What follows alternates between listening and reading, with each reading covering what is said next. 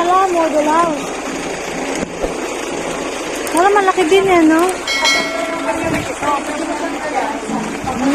Ito ang turnover. Ito ang turnover house. Ito ang unit house.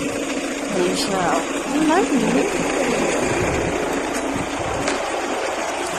Laki din eh, no?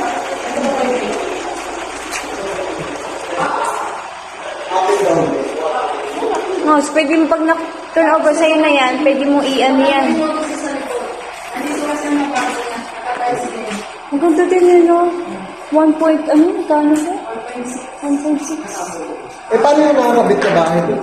Ha? Ibang bahay? Ayun ang, turnover. Yun na yun, parang pag-meet sa'yo na yun. Ikaw na lang magpapagawa kung may gusto mong pabago. Yung CR niya, nakagaya na talaga yan. Nakatiles na. Open talaga yung sa bahay. Parang ano, parang dirty kitchen. Pwede mo pasarado yan. Pagpunas na yun niya. Pwede pasarado. Para may CR sa taas. Okay. Parang design yung Space sa taas. Ito, yung ano niya, dapat tununan natin yung likod eh, para yung turnover at saka yung mobile house natin. Yun na ako video.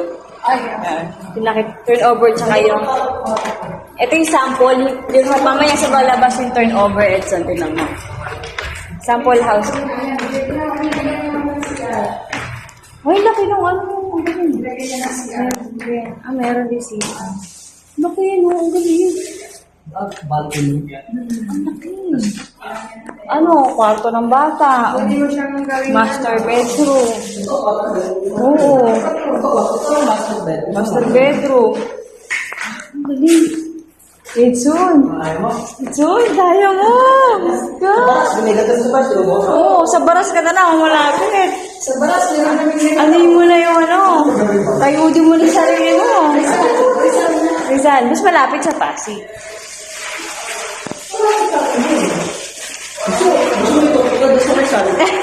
Kami. Mamaya pag mo ito, punta ko sa baso.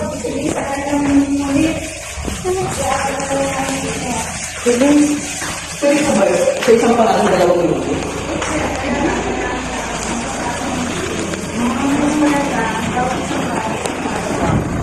Ito ang turnover. Ito yung talagang site.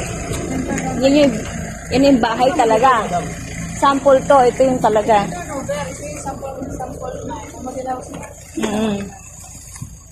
Kasi, ikaw nang bahala dito sa space na to eh.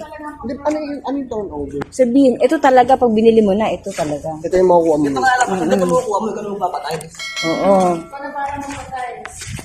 Magayon kami na, may tayo. Oo. Sample nga yun eh. Parang model. Model na yun. Halos parehas lang. Size Kung ang... tingnan mo yung CR na gano'n na gano'n na Oh, talaga. parehas na din, oh. Oh. Yung second sa ito, Dahil kapag ikaw na bahala mo para ganyan. In-extend niya yung likod, nilagyan niya ng CR unit, saka pinaka-terrace. So, anong kulang nito mo? Pag natapos na to, ano yung kulang mo?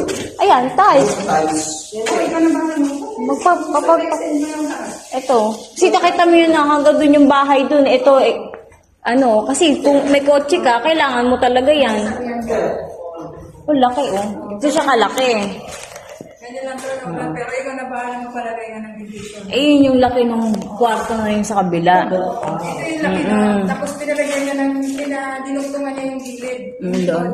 Nagamit siya ng CR. Kaya meron... Tsaka mga baril po itong kabila. Oo, ayun, oh. Kung hanggang saan yun nandun sa lupa na yun sa'yo yun. Pwede tayo dito kuya, dalawang kwarto lang. Oh. Ayun, oh. Kaya mahaba yun dun, 3 kwarto. Kasi hanggang dun sa, oh, dun sa labas. Hanggang saan po yan dyan? Hanggang dito sa kanal. Sagad. Sagad hanggang kanal, oh. Di ba? Yan lang din pala ate. Ah, gano'n din. Iba lang ng ano, ayun, oh. Ang ano lang, ano to yung sa taas, naka, ano, usad. Second floor, ito yung pinagkaiba. Pero pag kunyari, gusto, yung buyer, ma'am, gusto ng ganyan, pwede pagawa, siya magpapagawa. Ikaw na bahala ng palagay. Basta Gusto ng ganyan. Turnover sa'yo. Ikaw na bahala. Ano yung ibig sabihin ng madam turnover? Sa'yo na. Yung titulo na. Ganon. Sa'yo, Ba't na sa'yo? totally nakapangalan na sa'yo yung bahay at lupa. Ilang buwan po nahulog para ma-turn over sa'yo? Nang? 28 months.